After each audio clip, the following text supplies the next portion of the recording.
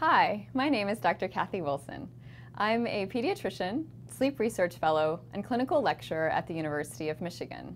Today, I'm going to be talking to you about the importance of getting your child a good night's sleep. Sleep is a topic that is very near and dear to my heart, and I hope that in the next 10 minutes, you will learn why sleep is so important for your child's health, some current age-based recommendations for sleep, some signs that your child may not be getting enough sleep, and some tips that you can try at home to help your child get a better night's sleep.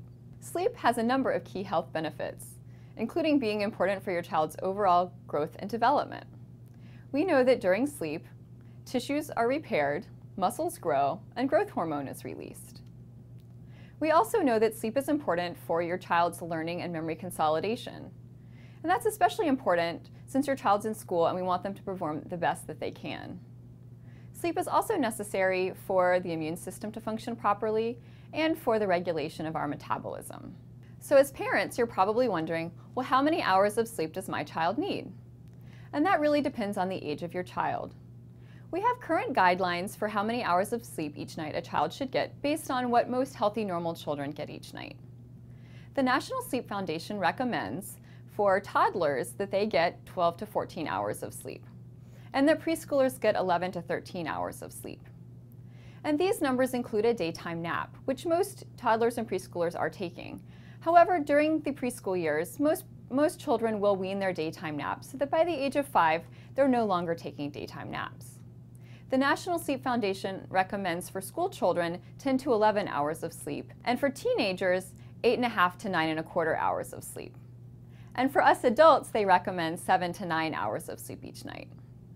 Unfortunately, we see that many people, both children and adults, don't get the recommended hours of sleep each night.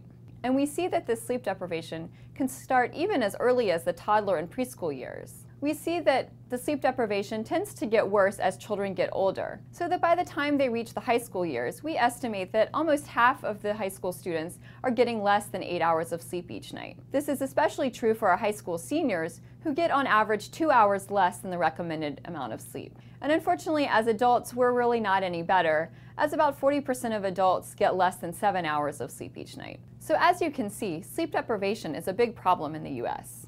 Many parents are concerned that their child may not be getting a good night's sleep. So what are some signs that you can look for at home that might be suggestive of your child not getting enough sleep each night?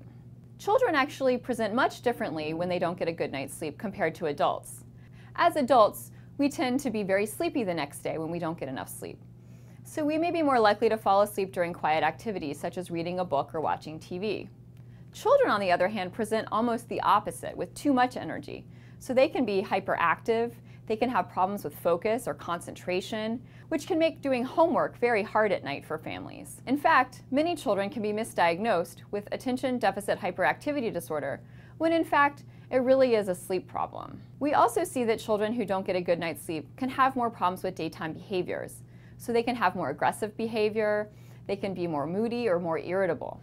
They can also do worse in school. And then of course, they can also be sleepy. This can mean that they may have a hard time getting up and getting ready for school in the morning, and then sometimes can make them tardy for school as a result.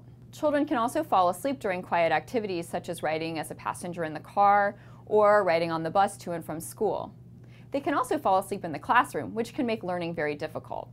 When children don't get enough sleep at night, they may engage in catch-up sleep, which means that they may try to take an afternoon nap when they get home from school or try to sleep in on the weekends. So if you find that your child is taking a regular nap, especially if it's lasting longer than 45 minutes, or if they're sleeping in more than 2 hours on the weekends, these could be signs that your child may not be getting a good night's sleep. But all of the signs that I just talked about could be suggestive that your child may not be getting enough sleep. It's also important to note that children with sleep problems other than sleep deprivation can present with similar daytime symptoms.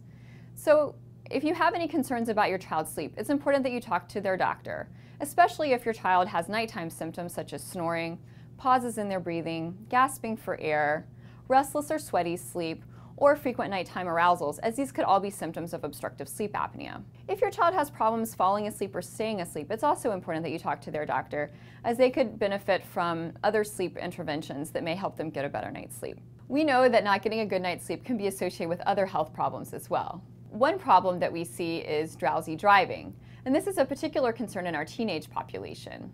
We see that teenagers who do not get a good night's sleep are at increased risk of having an automobile accident.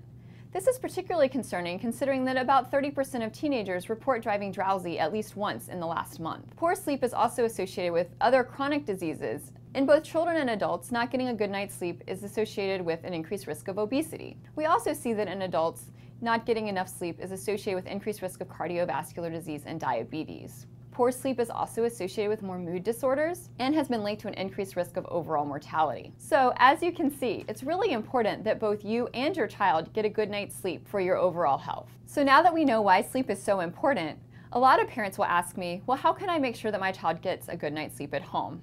So next I'd like to go over some tips that you can try at home to hopefully help you and your child get a better night's sleep. First, I recommend always aiming for the recommended amount of sleep for the age of your child.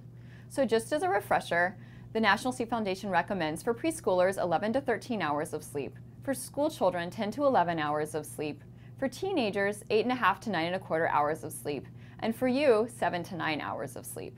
Next, I recommend having a consistent bedtime. It's important to have the same bedtime on both weeknights and weekends, as variability in bedtime has been associated with getting less sleep at night. I also recommend, especially for the younger children, such as the preschoolers and early elementary school children, having a bedtime before 9 p.m.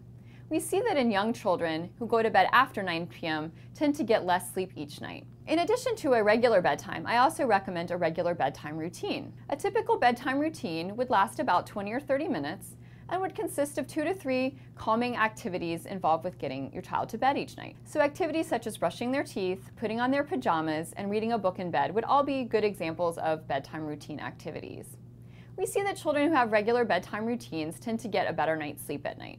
So the next few recommendations can be very challenging, I know even for me, but I do recommend turning off all electronic devices, including televisions, computers, cell phones, iPads, about 30 to 60 minutes before bed. We see that children who watch TV right up until bedtime tend to get a worse night's sleep. They also have more problems falling asleep and staying asleep. Along those same lines, I recommend keeping all electronics out of the bedroom, including, again, television, laptop computers, cell phones, and iPads. We estimate that about 30 to 50% of children have a television in their bedroom.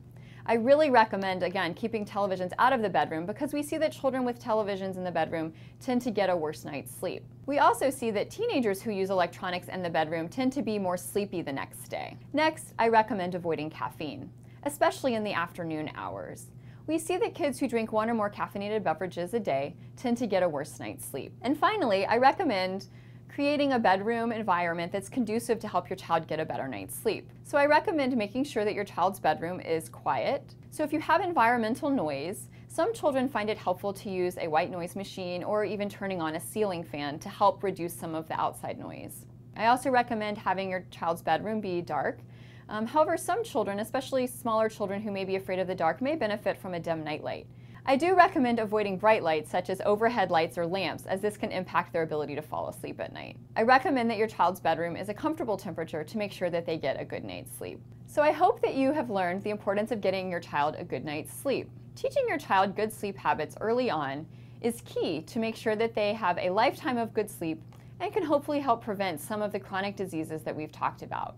I hope that you have learned some valuable sleep tips that can help both you and your child get a better night's sleep.